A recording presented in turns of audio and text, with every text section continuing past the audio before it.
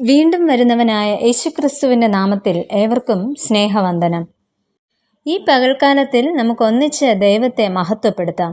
ഇന്നത്തെ വായന ഭാഗം സങ്കീർത്തനങ്ങൾ 133 മുതൽ 136 വരെ. ഇന്നത്തെ അല്പസമയത്തെ ചിന്തയ്ക്കായി നെഹമ്യാവിൻ്റെ പുസ്തകം 1-ാം അധ്യായം 1-ാം വാക്യം.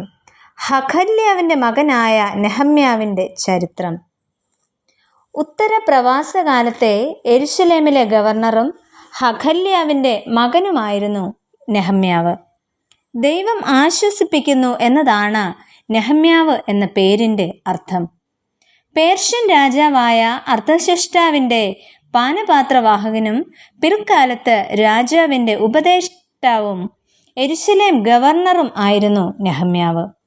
ബാബിലോണിൽ നിന്നും യെരുശലേമിലേക്ക് മടങ്ങി വന്ന പ്രവാസികളുടെ 3-ാമത്തെ സംഘത്തിന് നേതൃത്വം കൊടുത്ത വ്യക്തിയായിരുന്നു നെഹമ്യാവ്.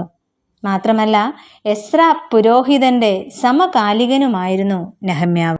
ഈ പകൽക്കാലം നെഹമ്യാവിൻ്റെ ജീവിതത്തെക്കുറിച്ച് നമുക്ക് കൂടുതൽ മനസ്സിലാക്കാം. ഒന്നാമതായിട്ട്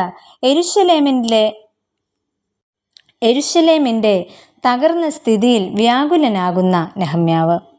നെഹമ്യാവിൻ്റെ സഹോദരനായ ഹനാനി നെഹമ്യാവിൻ്റെ അടുക്കലെത്തിയിട്ട് യെരുശലേമിനെക്കുറിച്ചും അവിടുത്തെ ജനങ്ങളെക്കുറിച്ചും പറയുന്നു. അങ്ങനെ അവരുടെ ശോചനീയ അവസ്ഥയും യെരുശലേമിൻ്റെ ദയനീയ സ്ഥിതിയും കേട്ടറിഞ്ഞ നെഹമ്യാവ് വളരെ അധികം ദുഃഖിക്കുന്നു. അങ്ങനെ നെഹമ്യാവ് ഉപവസിച്ചും കരഞ്ഞും കൊണ്ട് യെരുശലേമിൻ്റെ സ്ഥിതി മാറ്റുവാനായി ദൈവത്തോട് പ്രാർത്ഥിക്കുന്നു. തുടർന്ന് യെരുശലേമിനു വേണ്ടി തനിക്ക് എന്താണ് ചെയ്യുവാൻ സാധിക്കുന്നത് എന്ന് ചിന്തിക്കുകയും പല കാര്യങ്ങൾ ആസൂത്രണം ചെയ്യുകയും ചെയ്യുന്നു. എന്നാൽ രാജസന്നിധിയിലെത്തിയ നെഹമ്യാവിൻ്റെ മുഖം വാടിയിരിക്കുന്നത് രാജാവിൻ്റെ ശ്രദ്ധയിൽപ്പെടുകയും എന്താണ് കാര്യം എന്ന് ചോദിക്കുകയും നെഹമ്യാവിൻ്റെ ആവശ്യം രാജാവ് മനസ്സിലാക്കുകയും ചെയ്യുന്നു. അങ്ങനെ യെരുശലേമിൻ്റെ തകർന്ന അവസ്ഥയെ പുനരുജ്ജീവിപ്പിക്കുവാനായിട്ട് രാജാവ് നെഹമ്യാവിന് അനുവാദം നൽകുന്നു. തുടർന്ന് പ്രാർത്ഥനയോടെ തൻ്റെ ദൗത്യം ഏറ്റെടുക്കുന്ന നെഹമ്യാവിനെയാണ് നമുക്ക് കാണുവാൻ കഴിയുന്നത്. എന്നാൽ താൻ എന്ത് ചെയ്താലും ദൈവത്തിൻ്റെ ശക്തി കൂടെയില്ല എങ്കിൽ തൻ്റെ പരിശ്രമങ്ങൾ ഫലം കാണുകയില്ല എന്ന് വിശ്വസിക്കുകയും പ്രാർത്ഥനയോടെ തൻ്റെ ഉത്തരവാദിത്വങ്ങൾ നിറവേറ്റുകയും ചെയ്യുവാൻ നെഹമ്യാവ് ശ്രദ്ധിച്ചിരുന്നു.